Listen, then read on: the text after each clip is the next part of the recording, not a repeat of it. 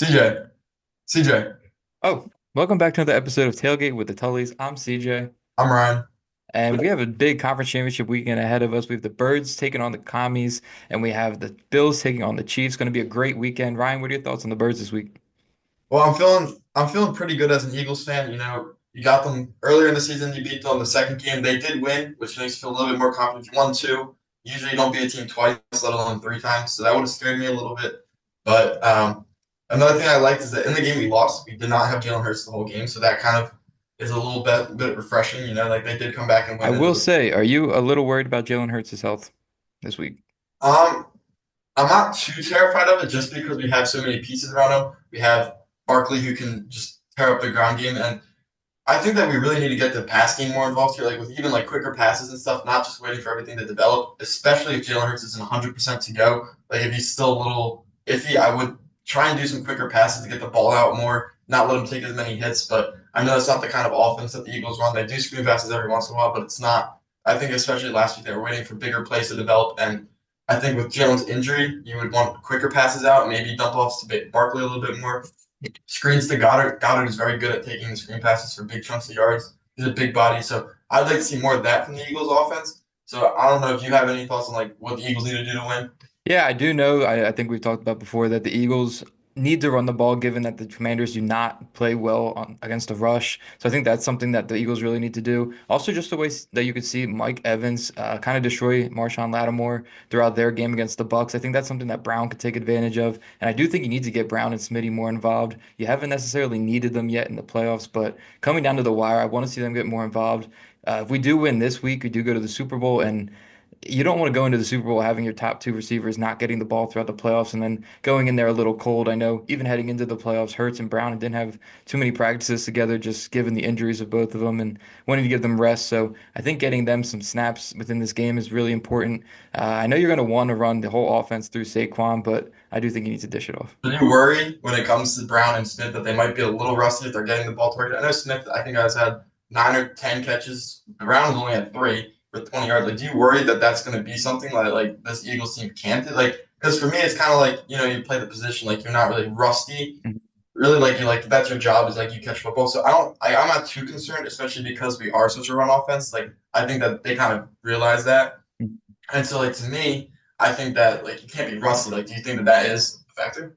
I don't think Russ necessarily. I mean, you did see Brown drop a few balls. So you don't know if that was that connection, that timing being off, or if that was just an issue with the weather at the Oh time. yeah, I was gonna say snow, but Yeah, because Mark Andrews dropping balls because of that too. But I don't know. I don't think it's rust necessarily. I just think it's you want to keep that competitive edge going on them. You don't want them to just get comfortable with just running routes and then coming back and not getting the ball. So I think keeping them incorporated in the offense will be huge. I think that really falls on Kellen Moore and the play calling. Again, you're going to want to rely on Saquon. That's all everybody talks about. But if you're not getting the ball out to your wide receivers, that could be a benefit, but it could also be a pain. The only way I could see it as a benefit is teams aren't necessarily watching for that because they haven't seen it throughout the playoffs. So maybe that's a secret weapon that's in their back pocket that maybe they just start throwing and throwing, and the Commanders are more worried about sacking the box and stopping Saquon. yeah, because against the Eagles when Pickett was in, they did sack the box and they were able to stop the run Mhm. because that's all we had. And they do have one of the worst run defenses. I think they're ranked 30th. So it's something that you do want to run the football because they are such a bad run defense. But at the same time, but I don't even want to just talk about the weaknesses. There are a lot of strengths with this Commanders team that does give me Yeah. fear as an Eagles fan. You do have Daniels, who's been playing amazing. I'd like to say that Dog. I predicted that. You have Eckler, who's coming off of one of his worst seasons, and then he's not having a great season, obviously, but for his age, his injuries, he's having a good season. Brian Robinson's a dog. Dog. McLaurin, Dynamic Brown having a Dog. burst up in this playoffs. It's ridiculous, and you got the leadership mentality of Zach Ertz on that offense. The offense is very good. So if Mhm. you're a Commanders fan, like you look for that great offense to kind of get into a shootout situation. But then you got the Eagles' great defense. I'm not sitting here just saying that I think it's going to be a cakewalk for the Eagles. I do think that this Commanders defense or Commanders team is going to really give issues. But I think as long as you can, I've said this all year. The one way to stop Jaden Daniels is to prevent his legs. I said it with Riley Leonard, Notre Dame. We'll get into that a bit later. But to me, it's you have to shut down the running ability of these mobile quarterbacks to then force them to be passers when it's not their strong suit. Obviously, Jaden Daniels is a great passer, but when you're worried about running the ball and his ability to run, it does make it a little bit more difficult to stop him. Yeah, as long with along with the legs, I do think another big thing is getting to him early, because if you give him time in the pocket, we've seen time and time again him launching it down the field. He had that huge Hail Mary, I believe it was against the Bears, to put the dagger into them. So if you give him time, he can show off his arm as well. So I think this Eagles pass rush really needs to rush. You also have Jalen Carter coming off a huge game. You need to see him continue to roll with that. I'm curious what they'll do with linebacker. I know Burks was working well with the absence of Dean. If you give a little bit more time to Bond, I'm not sure what they're going to do with that. You do have Quinyon Mitchell supposed to be coming back at corner, so I know you're not a fan of seeing Rodgers on the field, so maybe you won't see as much of him. He was getting mauled by everyone, but Yeah, but I also think it's important. Coming into this game, the Commanders have the best scoring offense at 34 points. Eagles with the lowest defense, only letting up 16 points. So if the Eagles defense starts to give a little bit, you're going to have to see their offense start to match the shootout that the Commanders can bring. So I think that's where it'll be really interesting. yeah, I agree. I think this game will be a shootout. I'm predicting something along the lines of like 37-34 with maybe praying that Jake the Snake, Jake Elliott, can Yeah. freaking do something because I'm I think that's going to be interesting too because you have the Commanders who are big on fourth down, going for it and getting those extra possessions. And if Jake's not making them, you're gonna have to start going for it more because even if they don't convert on fourth downs and the Eagles are missing field goals, you're just setting up better field position. So that's another fear of mine is if he can't make the field goal, which I will give him credit, he's only been missing extra points of late, yes. so he can make the field goal, but maybe But go that for could be an issue maybe go too. for It's two. a close game. Extra That points almost bit for a them last factor. week because they only won by Exactly. 6. He missed They two would have extra lost points. if the Rams scored a touchdown. They would have lost. That is something that fears me. But overall, I think that the Eagles should win this one. If not, I wouldn't be surprised. I think that the Commanders beating the Lions shows they could beat anyone. That they Yeah. are a team, and it's going to be an exciting game. I think that will be better than the Bills Chiefs. Yeah, all the pressure on the Eagles. Nick Sirianni making his big statement. Hurts, can he come over that edge? Is Saquon really the missing piece? Is Brown going to stay next year? There's so much going on with the Eagles. Just get to that Super Bowl, see what Mhm. happens. I'll take the Birds. I think maybe 27-24. I'll keep it at that 3-point margin, but I do think the Eagles defense can lock down that Commanders offense. So on top of that, we also have the Bills at the Chiefs, another matchup that we've seen time and time again, and just Allen not being able to get it done. I'll say personally, I think Josh Allen is a little bit overrated, just given the standard that he's been held to with this. And I think even last week against the Ravens, he did not play the better game. I think Lamar, I mean, he had 2 big turnovers, so I'll give that attention. But I think Lamar and the Ravens played that better game. And I think if you can stop Josh Allen's run game and just keep them to third and longs, that'll really negate most things that this Bills offense can do. So I think I that's will the biggest say, thing. I do think that when you put the point of Josh Allen didn't do anything crazy, he did what he needed to do. It's the same thing with Jalen Hurts, and I know you said that it's different. Josh Allen, I do agree, is a little overrated, but at the same time, like he does his job. He does what he needs to do. He didn't turn the ball over, and that's exactly. He does, but so does Jalen Hurts, and they don't give Hurts the same standing. It's always Hurts can do more, Hurts can do more. Josh Allen, I mean, he had that crazy game against the Lions. That's something that great. Threw three in the He's air, a more rushed for talented three. player. That's the thing. Yes, He yes. has things that Jalen Hurts does not have. And yes, exactly. Jalen Hurts has a lot more weapons, so he can use those as his other things. You have Amari Cooper, who's not doing anything. Shakir is somebody I was a big fan of coming into the season. He's played well for them. Cook, he's been doing well for them They on the lost ground. Keon Coleman. Keon Coleman now out. But then you look at this Chiefs team, and it's really just the Chiefs' magic at this point, or the Black curse magic. of the Chiefs. Yeah, the fact that they've been able to continue to do this time and time again. They don't even play good football to where I can same thing. I mean, they don't have anyone up for MVP, Offensive Player of the Year. Like, there's nobody who's standing out on this Chiefs team. They just win games by small margins, Haven't and scored 30 points this year. it's so repetitive to say, oh, the refs help them, but it's like even against the Texans, like Texans played a better game. CJ Stroud outplayed Patrick Mahomes, and you just have these few ticky-tack calls that give you the field position. And again, the Texans had drives where they could have capitalized and scored a little bit more, but when you really look at it, it's I don't know, they're not doing anything that stands out to me. And with that being said, I think this game could be a toss-up because if Josh Allen's not getting it done, Mahomes gets a few of his calls or he works down a few drives, they're going to win the game. And the Bills need to make it to where they don't lose it for themselves. Yeah, Bill's gonna have to play a little. Remember the Titans football here. No mistakes and absolute perfection.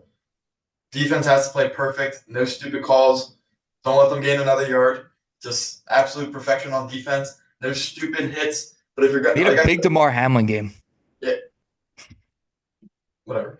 Uh, um, you need it to be perfect. And like we said on the show, if you're gonna get like these Mickey Mouse calls, make it like worth it. Mhm. Like put a big hit on them. if you're gonna get a penalty for kissing him, freaking kiss him into the dirt. Like Hmm. put his butt on the ground. Do not just do some little push like Will Anderson got. Like actually do something. I'm not saying to hurt him. That's not my point. But you do need to like make it worth it. Yeah. Coming down to this game, I'm looking at Travis Kelce. Again, he had over 100 yards and a touchdown last week. He's just been an outlet, and they leave him open way too often. And I don't think this Bills defense can allow that to happen. If you stop him, you're not. I mean, DeAndre Hopkins, I don't think has done much recently, so I'm not really looking at him as someone scares me. Who does Pacheco, something on this team? Pacheco, what happened to Pacheco, my guy? I mean, He was injured, so I he understand that. was, but he's Like back. who does stuff on this team? Like I don't get it. Yeah. It's like it's Kelsey, but like Hmm. Kelsey didn't even have the greatest year this year, and it's like I don't get it. I started believing the whole black magic thing when they beat the Broncos on that missed field goal because I Hmm. sat there and I go, he's gonna miss this kick, and it's impossible. Bo Nix has a great Hmm. drive and sets him up for field goal range, and then he misses it. It's not possible. It's not Hmm. possible for them to have all this stuff. The Isaiah Likely put out of bounds, the missed call against Kyle Pitts. It's not possible, and I don't get it because it's like I usually would say it's going to run out. It's not running out. No. It's we're week what Hmm. 19, 20, and they're still getting it done. It doesn't make sense to me. I don't get it. No, with that being said, I think I'm going to ride with the Chiefs in this one. Personally, I just want to see the Eagles Chiefs match up in the Super Bowl. I want to be the ones to dethrone them. So I'm going to take the Chiefs in this one. I don't think there's enough on the Bills. Again, I don't think there's a lot on the Chiefs, but I don't think there's enough on this Bills team to outmatch the Chiefs in Arrowhead. You got, the swaying and just the atmosphere that they're going to have there. I don't see Josh Allen going in there and doing it all himself unless he can get somebody involved to help him out or Cook can do it on the run game. I just don't see enough to just overcome this black magic. Give me the Chiefs versus the Eagles in the Super Bowl. Yeah, in Arrowhead, Chiefs have the black magic. It's very hard to pick against the Chiefs every single year. Um, they have Mahomes, but give me the Bills. I This is the Bills year. I can't sit here and say that I have any faith in what I'm saying right now, but I can't watch the Chiefs in another Super Bowl. And I know I really want the matchup of Eagles Chiefs, but if it's Eagles Chiefs and the Chiefs winning it, I'm done. Like That's horrible. exactly. So I can't watch it. I'd rather lose to the Bills Yeah, than lose to the Chiefs, and I just that's can't. true. Like I Also, I can't. think the Eagles would be in there as like America's least favorite if they played against the Bills. Like the Eagles would somehow take on like this We're evil already the role. enemy to the Yeah, NFL. even I don't get that either. I But don't get it people love either. Saquon. Why are we not trying to? We're a very likable team. Like I get you can hate our fans, but the team itself is very likable. There's nobody to hate on the team. Mhm. And like, yeah, maybe you can hate Jalen Carter because he's partially a murderer, but that's take that out of the He's a game. dog. He's a pretty cool guy. Yeah. But yeah, so I'm thinking that Bills. Bills. All right. I mean, I would love to see Bills Eagles. I think Bills Mafia and Bird Gang down there in New The Orleans. I think city's gonna be that's. on I was gonna this say the that's. country's gonna be on fire. Yeah. Well, that's something interesting.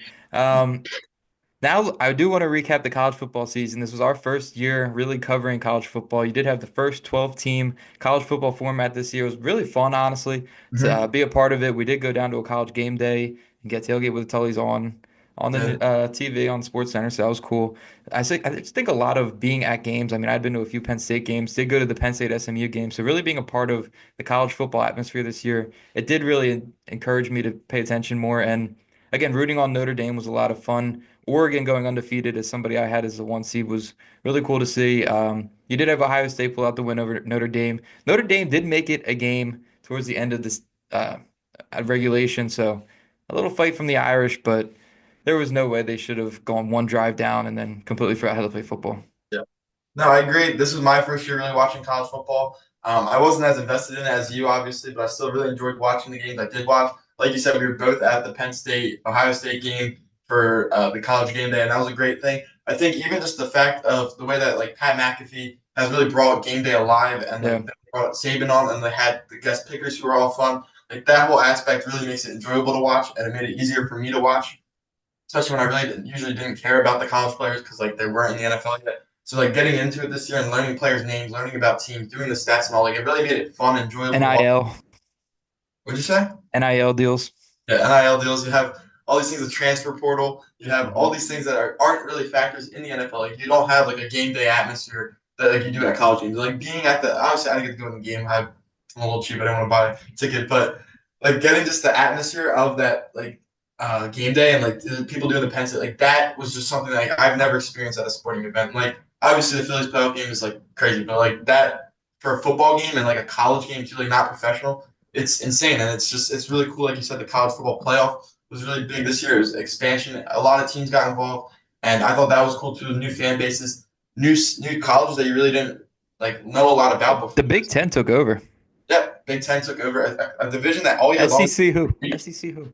SEC who? But I mean, they also play each other and tougher teams, so that is I part of think that is the biggest takeaway from the 12-team playoff is how a team's going to structure their schedules going forward. schedule. Because Yep. is it going to be strength of schedule, or are you now going to pick on the easy teams, just have the best record, and then Yep. go to your conference championship and win that, and then you're an automatic top four Yep. bid? So I It's think the way that they structured the playoffs, it was good to get more teams involved, but seeing the teams that didn't make it, and I mean, Ole Miss, I know they had a big problem with it, but some of the teams they lost to weren't the best. So yeah, how are teams going to structure their schedule? I mean, Notre Dame had one loss to an unranked team, a team that nobody even thought should be in yeah. there, but I it's going to be I think it'll interesting. be definitely a lot of changes in the next couple of years, especially with just like fine tuning things. I do think it's better to get a lot of teams. 4 teams was ridiculous. Like you Yeah. have over 100 colleges. I know like 90%, 99% of them don't ever compete. So like it is interesting, but I did like Rams some yeah Rams and yeah whatever. But like it was cool seeing like Ashton Genty get a chance to be in the college football playoffs when he never would have because he Mhm. would never have that team. Obviously, he didn't perform because long story, but. And I'd like to say that I called Ohio State to win from the start. You can go back to our first video on You did. college. I did say Ohio State was going to win, and Ryan will have a banner in his background starting in a few weeks. yes, don't worry, guys. I'll make sure that it is noticed and noted. Uh, but I do think that was even a cool part. Like a team that I was rooting for all year long won, so it's like that even made it more interesting because then I was like, oh, Ohio State, Mhm. and so I'm really looking forward to next year with it because I think it was so well, like you said, great game between Notre Dame and Ohio State. Wasn't close the whole time, and I think Ohio State did a great job of shutting Riley Leonard down. So I went to the callback, but they did shut down his legs like I said to do, and it was nice to see. Yeah, and it'll be good for us to now. We're going to do a pre-draft show when the NFL's draft does come around. So now knowing, being more familiar with a lot of these big Yep, players yep. who are going to be going into the draft, I think that's something that more fans will now be involved in. But Mhm. thanks for watching another episode of Tailgate with the Tullys. I'm CJ, and I'm Ryan. we'll be back next week with another video. Stay tuned, guys. Go Birds. Go Birds.